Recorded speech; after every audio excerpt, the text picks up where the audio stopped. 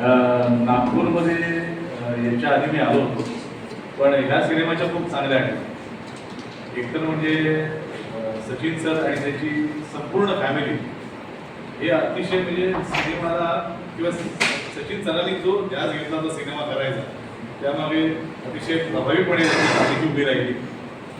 आणि एक म्हणजे सर्वसामान्य माणसाची कथा होती की सर्वसामान्य घरातला माणूस जेव्हा राजकारणात जाण्याचा प्रयत्न करतो तो कार्यकर्त्याच्या स्वरूपात तिकडे जात असतो आणि मग कार्यकर्त्याची जी ससे होरपट जी कशी होते त्याच्या शेवटी हाती काय लागतं.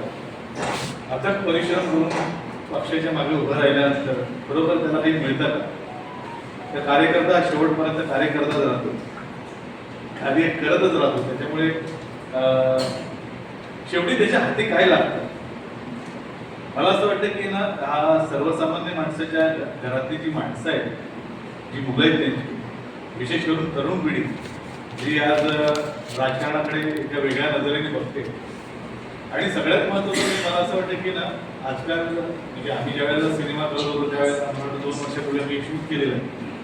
तर त्यावेळेला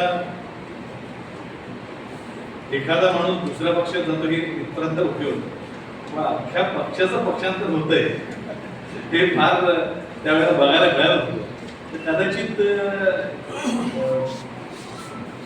एखादा माणूस दुसऱ्या पक्षात गेल्यानंतर तिकडे त्याची होणारी घुसमट असू शकते.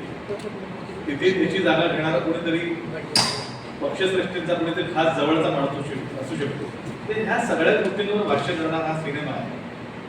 आणि त्याचबरोबरीनं त्याला होणारा त्रास आणि त्याचं घरावर होणारे रिफ्लेक्शन काय असतं, त्याच्या पत्नीला काय भोगावं लागतं, त्याच्या कुटुंबाला काय भोगावं लागतं, त्या सगळ्यांचं चित्रण म्हणजे हा रायबा इनामदार नावाचा सिनेमा आहे. खरं तर त्याचं नाव रायबा इनामदार असतं, पण त्याचा प्रामाणिकपणा बघून त्याला इमानदार अशी पदवी दिली जाते. त्यामुळे आणि दुसरी गोष्ट तुम्ही जी म्हणालात शूटिंगला आल्या